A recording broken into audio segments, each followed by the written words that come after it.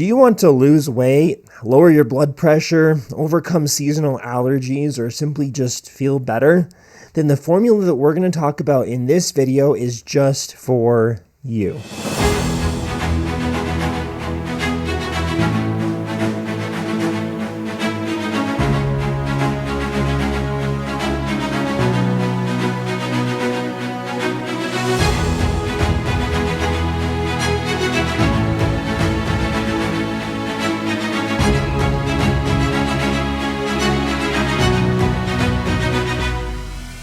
Hi, I'm Dr. Michael Smith. I'm a naturopathic physician, and like many of you, I have enjoyed thoroughly watching the 2024 Summer Olympics from Paris, France.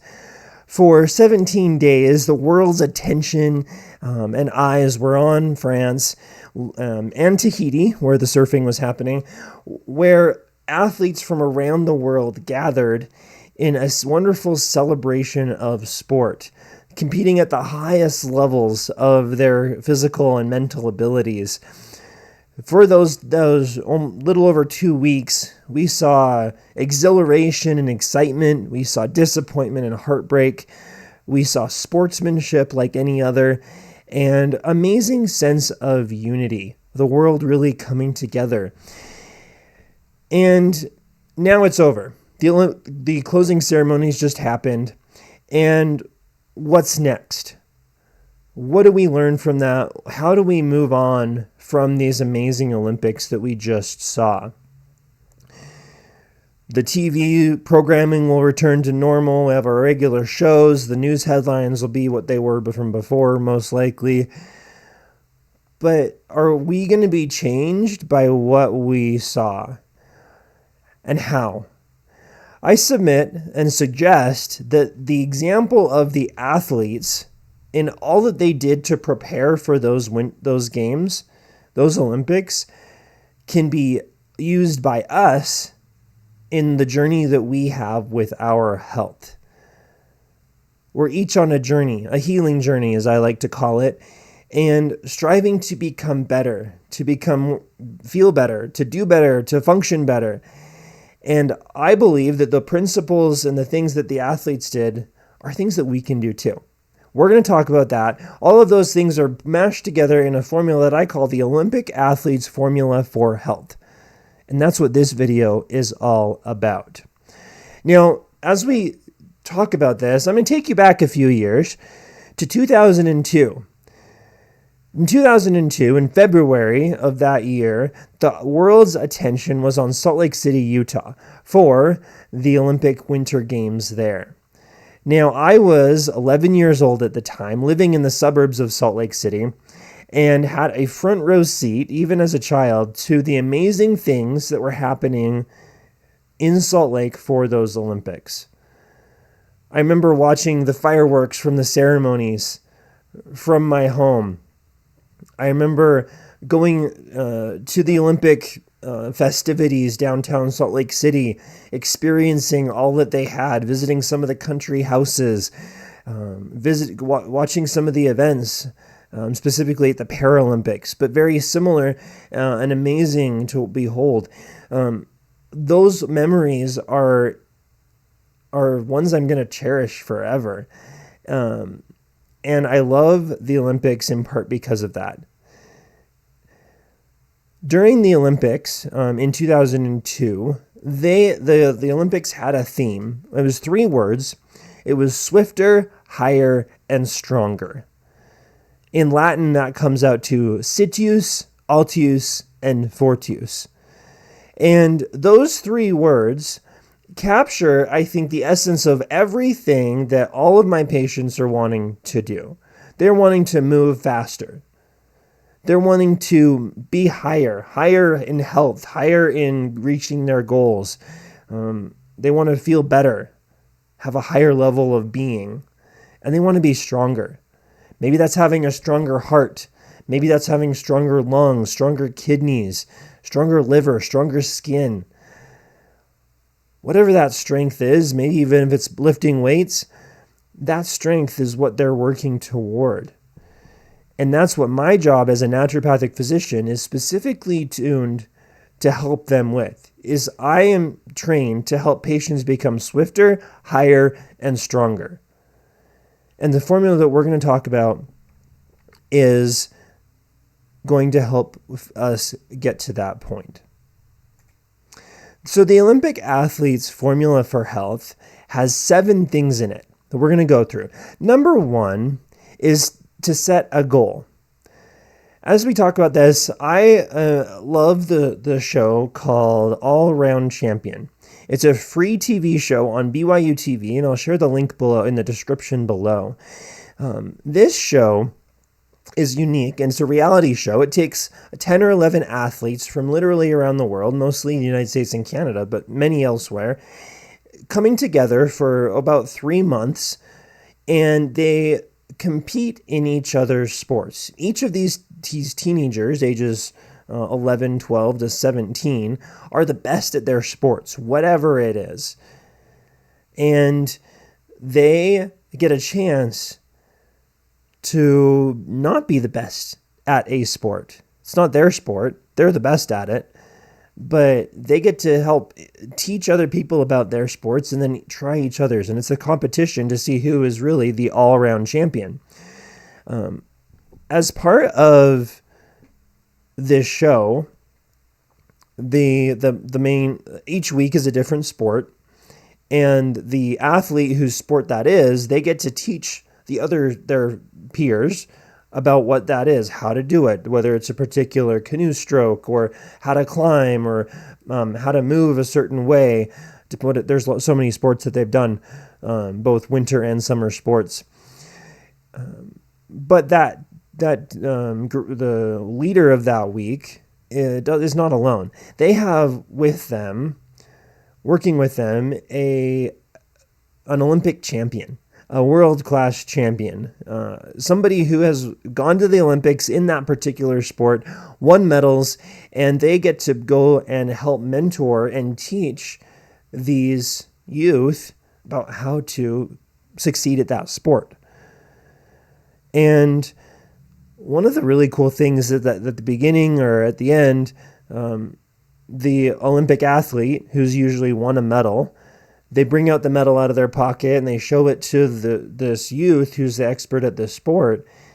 And they get to try it on oftentimes, see what the medal looks like around them, and visualize themselves on the podium with a medal just like that.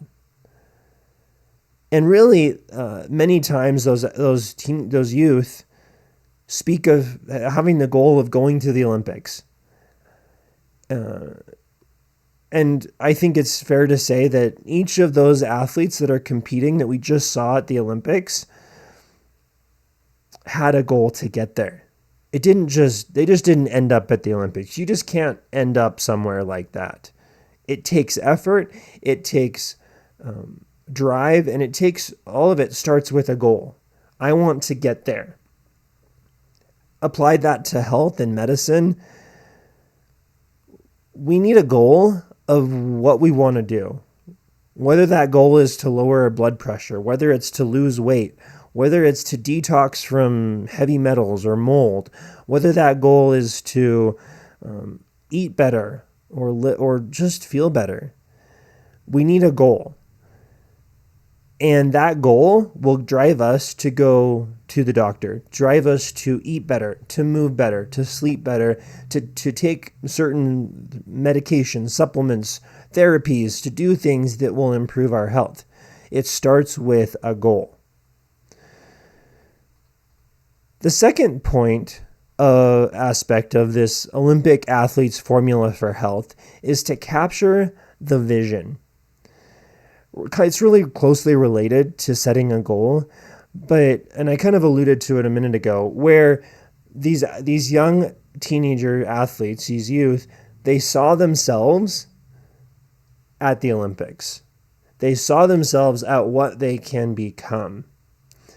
I like in the Bible, in the book of Proverbs, there's a proverb that says, "Where there is no vision, the people perish." And we really need that vision to drive us forward. We need to see ourselves of what we can become and then work to achieve that. Very similar to a goal, but it's the mental aspect of a goal, not just like writing it out on paper. It's visualizing us where we want to be. There's vision boards, there's creation diaries, there's things like that we can do. However it makes sense to you, creating that vision of what we can become. And I will admit, sometimes it's hard to see the vision for ourselves. Sometimes it's really hard to see what we can become. And that's why we can tap the wisdom and the vision that other people have for us. I have a personal example with that. I've been working for many years, actually, on strengthening my back. I have scoliosis. I've had it for many years, most of my life. And it's led to some back pain, and it's not been comfortable for me. And I've been working on strengthening it, but it's been kind of just there. A few months ago, I can't remember, maybe 6 months ago or so, I went in and started some physical therapy. And I've done physical therapy before, I've been there, but this time it was different because I went there and the physical therapist, who has become a good friend, he's like, I see that you can be able to lift 100 pounds, deadlift. I think that you'll be able to walk a couple miles without any back pain. I think that you'll be able to do that. I see that in you. And I believed him. He helped me understand what my vision is for myself.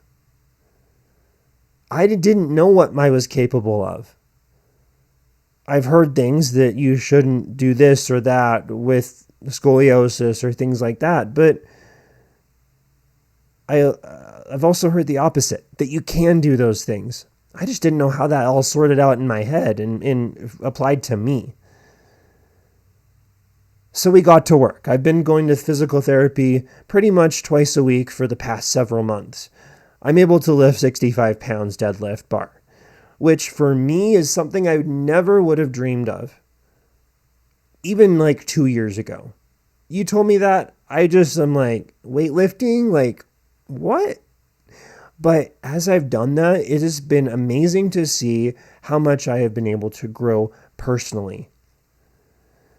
In my confidence in my own abilities. I know that if I keep at it, if I keep going, my back will become stronger.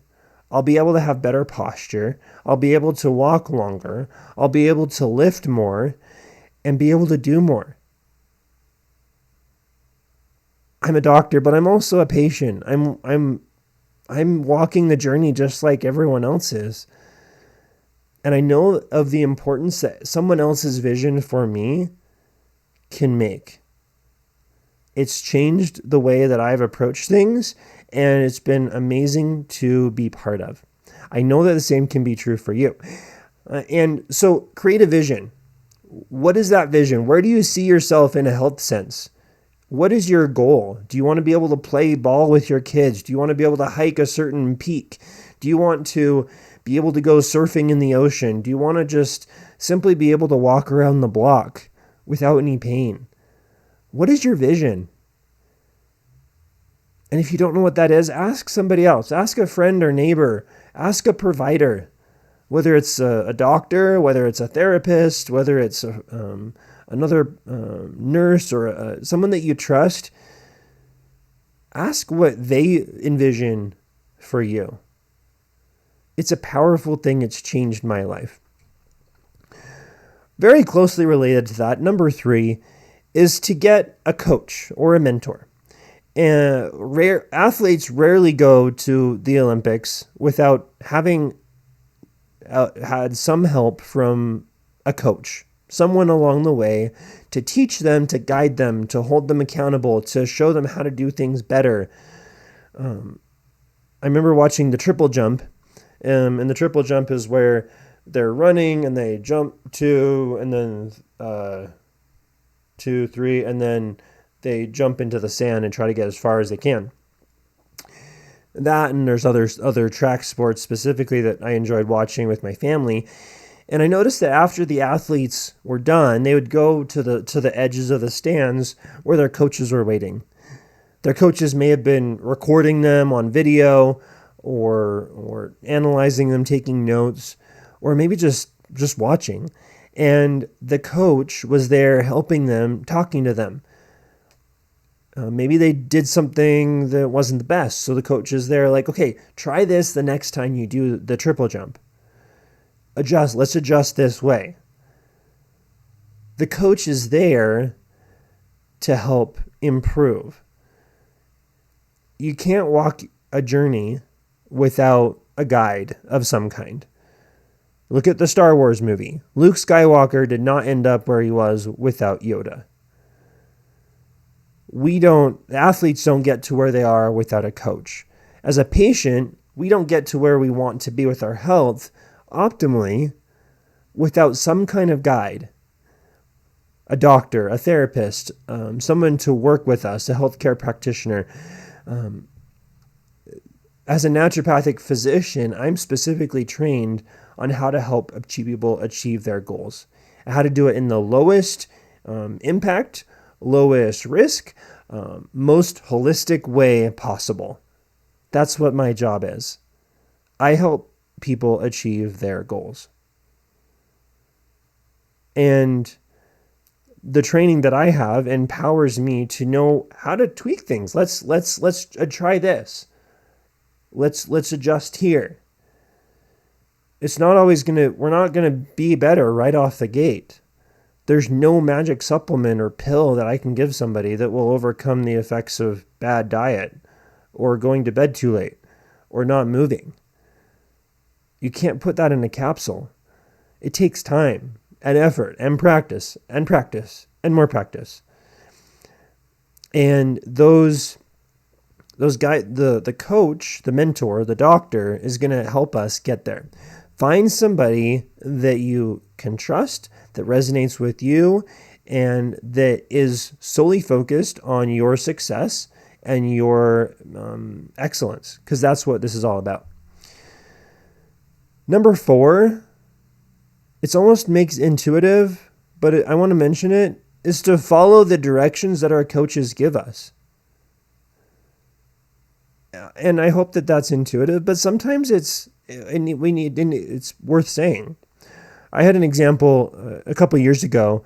I was working with a patient who recently was released from prison, recently incarcerated, coming back into his life, wanting to be better, wanting to live healthier, wanting to eat better, lift more. But he had very little by way of education on nutrition. So he came in and we talked. I taught him about carbohydrates and protein and fat and fiber and those basic macronutrients, and then the micronutrients, the vitamins, minerals, things like that. And how to kind of think about structuring a diet as best that he could. I gave him some meal plan ideas, some recipes of things that he could try. And certainly I recognize that not everyone's going to try everything that I recommend, because maybe the recipes that I like are not the same as what you like, which is totally great. But what was really cool is that a week later, that patient came back and he had tried everything that I had recommended with the care team that I was working with. He'd done everything. And guess what? He felt better. He did everything and he felt better. Following the direction of our doctors and doing what they say will lead us to the highest levels of success. Is every treatment plan going to be perfect? Absolutely not. I know that. Because as a doctor, I'm also a human too. I'm taking the best that I can from what the patient is telling me. I'm bringing my books and all my other resources, my training, talking with my colleagues, putting a plan together and giving it back to the patient. Sometimes it's not going to be perfect, but I think it'll certainly help. And that's what the practice of medicine is I give a treatment plan get it, and then we look at the feedback. Did it go well? What needs to be changed? How did it feel? Did it work? Did it not? Okay, great. Let's adjust. That's totally great. But if we try, or rather, if we don't try, we're not going to know if it's successful or not. Listen to what our coach says. Listen to what our mentor says. Listen to what the doctor says. Number 5, a lot of what happens with our healing and life in general is simply from showing up. Just showing up. Being there, getting out of bed in the morning and just starting. Might not be perfect, most likely won't be, but just showing up. From this last Olympics in Paris, I love this story of an archery. This archer was from the country of Chad. It's a country in Central Africa. Didn't have a lot of resources coming into the Olympics, but he had him that he taught himself archery, and he had his coach. They worked together. He was the best archer in Chad, in a country where they don't really even do a lot with archery. It's not something that's part of their culture, but he learned it. He did his best, and he qualified for the Olympics. He was there. That country had 3 athletes. He was one of them. During one of those events, the archery shooting events, he was shooting against an archer from South Korea. Now, if you don't know anything about South Korea, is that they're really good at archery. And they've often swept the medals in archery in many Olympics. They're really good. This archer from Korea, he got, I believe it was 88 out of 90 on his score, shooting extremely close to the center. The archer from Chad, he got a score of 1. He got it to the outside of the ring just once. But did he go into it expecting to win? Maybe not. But he showed up. He was there. He was representing his country, representing himself and his family. He didn't have a fancy chest guard. He didn't have all the fancy equipment that the South Koreans did. But he was there. He showed up. What I loved even more, almost more than that, is that the South Koreans just attached onto him. They loved him. He didn't win, but he got so much support from the South Koreans, both at the Olympics and then at home watching,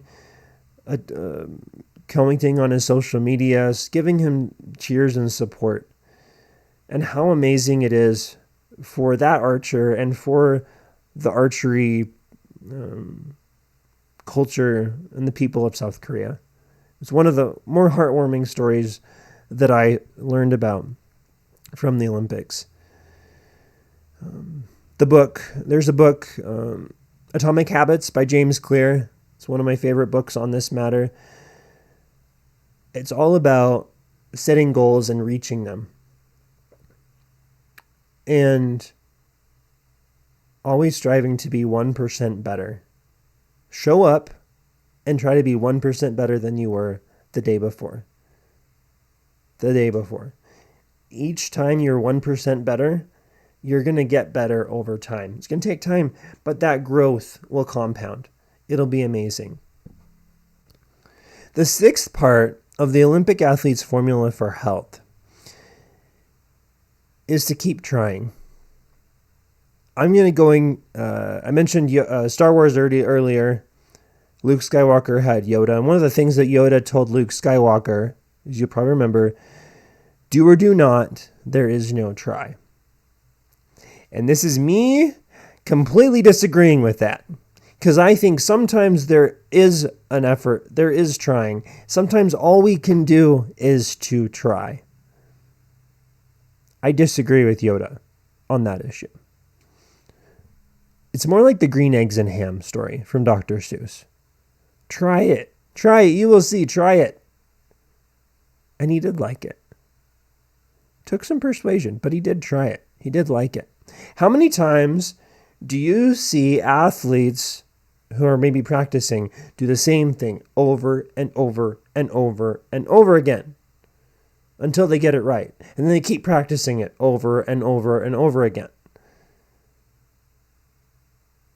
How many times did Simone Biles perfect her beam routine?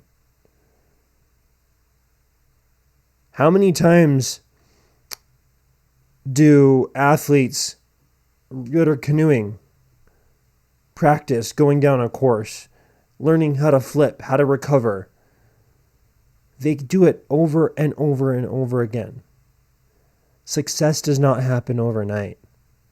We need to keep trying. In our health, that trying looks like trying to eat healthier every day. It's not going to be perfect, but we keep trying. It involves trying again to wake up earlier, or to go to bed earlier, to go on a walk, to do things that are recommended again by our coaches, by our mentors, by our doctors, or the support people in our lives. It takes trying. We need to just keep trying. There's power in trying. The last part of this formula is to not let difficulties or trials get in our way. They're going to be there. Guaranteed. But athletes don't get to where they are without overcoming trials. Sometimes that trial is missing something in practice. Sometimes it's falling, getting hurt. Sometimes it's an injury. Sometimes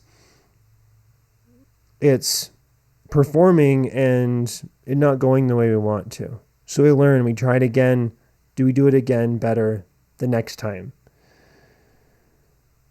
I thought it was really interesting, speaking of women's gymnastics, to watch the women's beam routine final, the individual one, not the team one. So many of those athletes kept falling off the beam, including Simone Biles, including the other athletes who are amazing at the beam, who have qualified. They've qualified for the finals. They're performing in the finals, and they keep falling. It's interesting. On a side note, they mentioned in the articles that I read about it that they thought it was actually because of the silence. They're used to performing with noise, with music, with other things going on, and now it's quiet and they can hear themselves breathe and a heartbeat. Someone called it more like a golf game rather than a gymnastics tournament. But for whatever reason, whether it was the quiet, whether it's something else, these athletes kept falling off. Simone Biles fell off. What did she do? She got back up and she finished the routine. She didn't let that stop her from finishing. I don't believe she medaled in that event. But she finished. And more importantly, she got back up. She didn't fall and just say, okay, forget it, I'm done. No, she finished. She didn't let that stop her. And I think those athletes and the gymnastics community will probably learn from that experience and hopefully conditions are better next time. I love the story, speaking of amazing athlete stories from the Paris Olympics, the story of Kenneth Rooks. Now, he is an athlete who recently graduated from college. When he was in college, he was running the 3,000 meter men's steeplechase. Steeplechase, if you're not familiar with it, is 7.5 laps around a 400 meter track.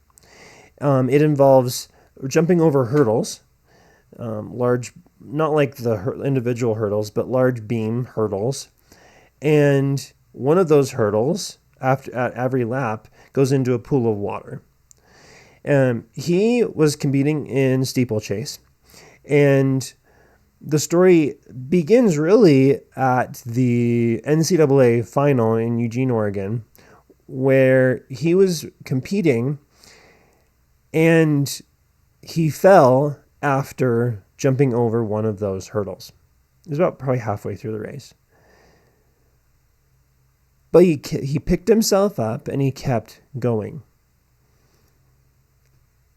The story gets better, because not only did he finish the race, he slowly overlapped the remaining laps. He caught up, and he won that event. He went from falling behind and being behind by several seconds compared to the pack to literally winning the race. One of the greatest track comebacks that I've ever seen. He then went and competed in Budapest in the World Championship. And then he competed at the Paris Olympics. What happened in the Paris Olympics? He was running. He stayed up with the pack pretty well, but he kind of got behind. And he was behind at the last of the group of runners running the steeplechase until pretty much the last lap. And at the last lap, he decided to give it his all, to not let being behind determine his success. So he pushed on the gas pedal, kept going, and over the next lap, literally was leading with almost 80 meters to go. Ultimately, he was passed by the winner from the last Olympics, from Morocco. But Kenneth Rooks got silver in the men's steeplechase, 3,000 meter steeplechase, which is only one of the few Americans to be able to do so in the history of that competition at the Olympics. It was an amazing story, not only once, but twice, falling behind and catching up and succeeding. Doesn't matter where we are in our race, where we are on that course running around. If we fall, if we get behind, the race is not with other people, especially with our health.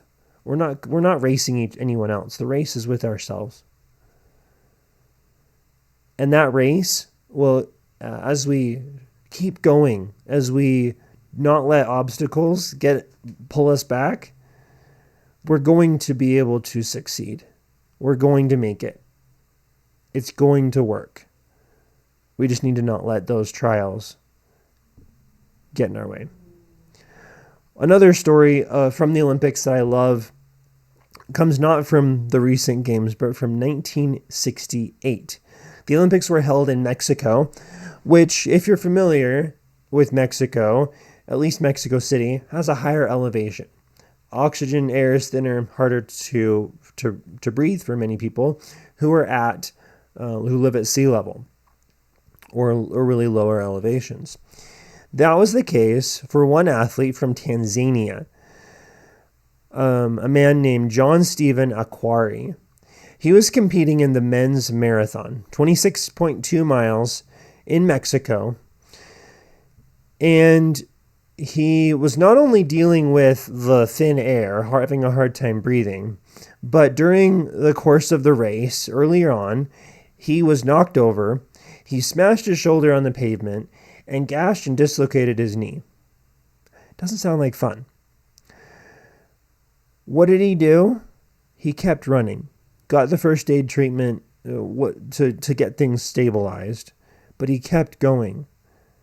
He pulled into the stadium about an hour after everyone else did. He clearly didn't. He was the last one running. He did not win a medal. He said, and I quote his comment on that, "I was obviously very happy because I managed to finish the race, but also I experienced some pains in my body due to the fall.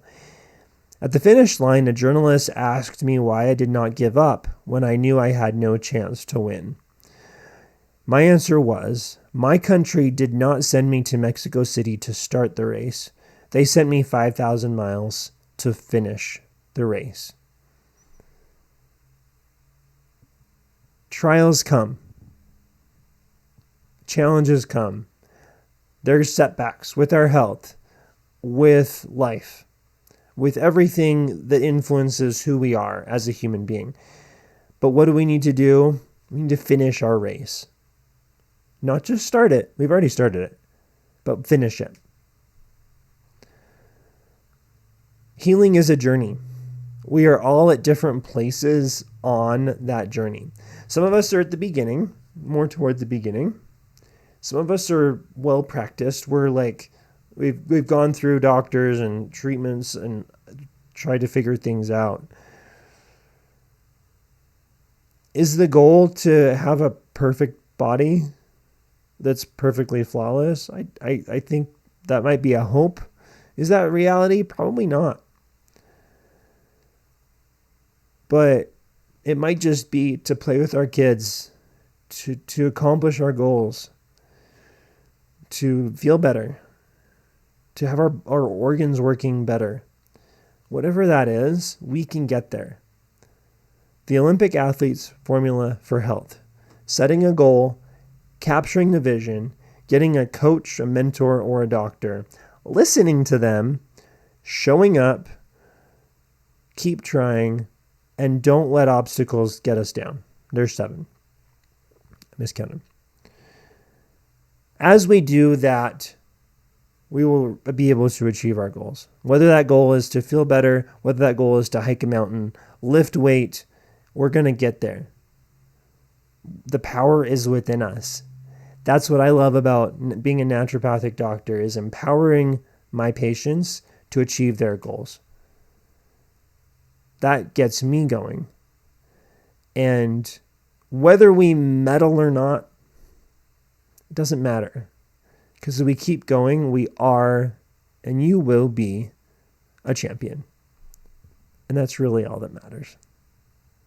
Thank you for joining me today on this special Olympic episode of the Naturopathic Family Podcast. I hope you enjoyed it. If you did, give it a like, subscribe, share it with a friend who could use the uplift as well. I'm always trying to create new videos that can support and help you in your health. If there's anything you'd specifically like to see, any questions that you have, drop them in the comments below, and I will see you next time. And until then, be well.